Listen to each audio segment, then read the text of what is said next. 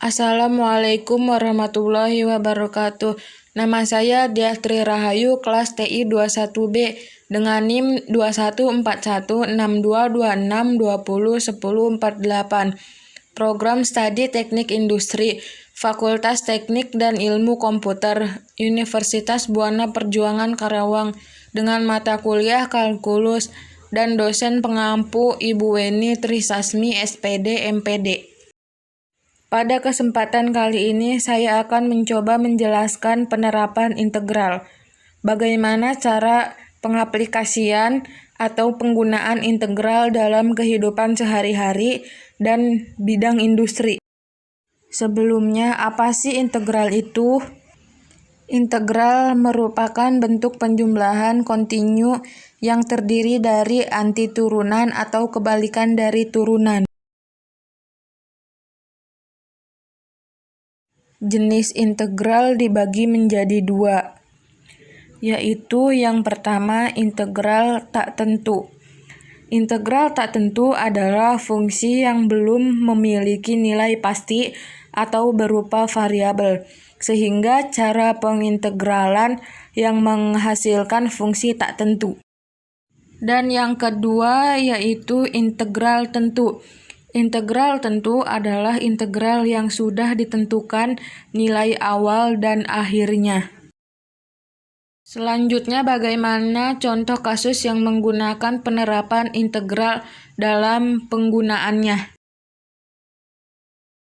Di sini saya akan mencontohkan yang pertama, yaitu penggunaan integral dalam kehidupan sehari-hari. Integral dapat diaplikasikan ke dalam banyak hal, dari yang sederhana hingga aplikasi perhitungan yang sangat kompleks. Penggunaan integral dalam kehidupan sehari-hari banyak sekali, di antaranya yaitu menentukan luas suatu bidang, menentukan volume benda, menentukan panjang busur, dan sebagainya. Banyak bidang lain yang menggunakan integral, seperti ekonomi, fisika, biologi, teknik, kedokteran, dan masih banyak lagi. Contoh kasus kali ini dalam penerapan integral di kehidupan sehari-hari, saya akan mengambil contoh dalam pengukuran volume. Jika bawang bombay dipotong menjadi dua bagian, kita akan melihat potongan dalamnya yang berbentuk cincin, maka kita akan menghitungnya menggunakan metode cincin dengan memakai rumus delta P sama dengan V R kapital pangkat 2 min R pangkat 2 dikali H. Misalnya volume bawang bombay yang daerahnya dibatasi kurva Y sama dengan X pangkat 2 dan garis Y sama dengan 2X diputar mengelilingi sumbu X sejauh 360 derajat. Penyelesaiannya yaitu yang pertama kita akan mencari P-nya terlebih dahulu.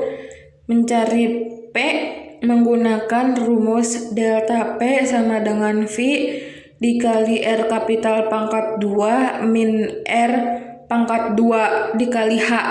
Delta P sama dengan Pi dikali 2X pangkat 2 min X kuadrat pangkat 2 dikali delta X.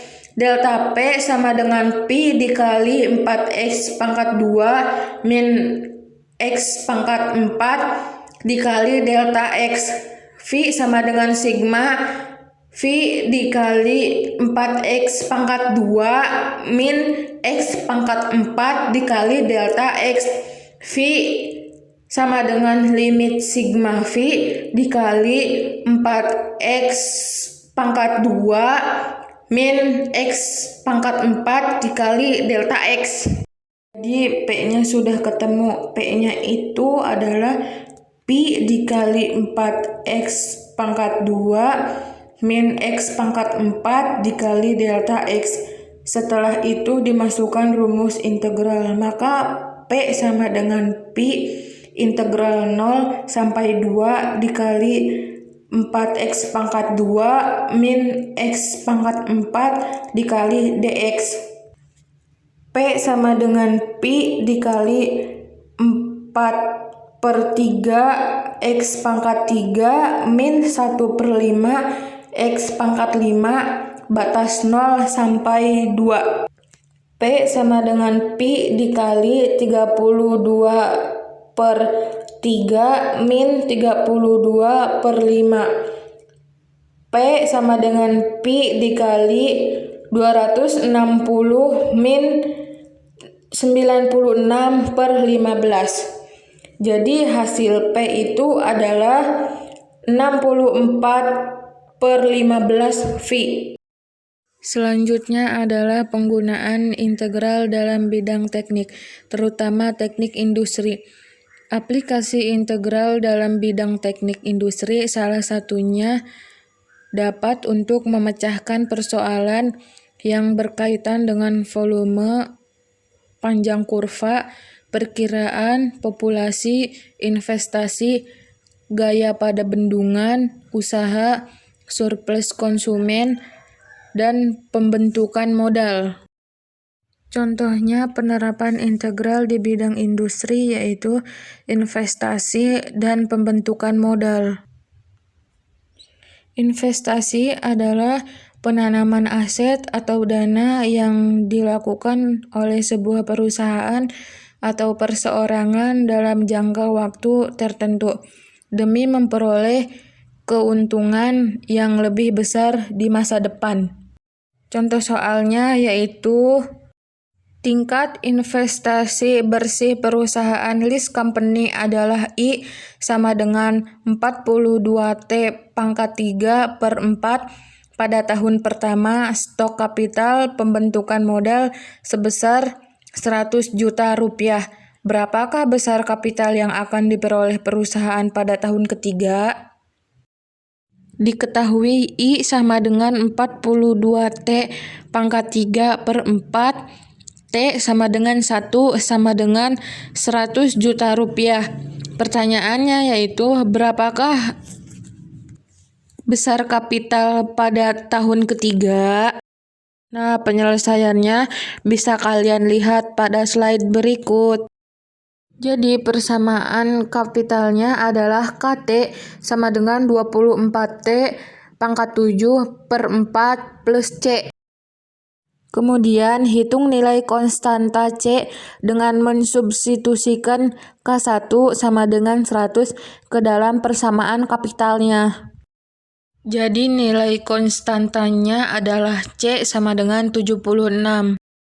Untuk mencari besar kapital pada tahun ketiga, kita diperoleh dari persamaan kapital dengan mensubstitusikan T sama dengan 3 ke dalam persamaan tersebut.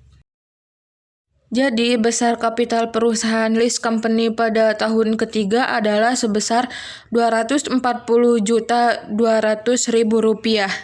Sekian, terima kasih. Wassalamualaikum warahmatullahi wabarakatuh.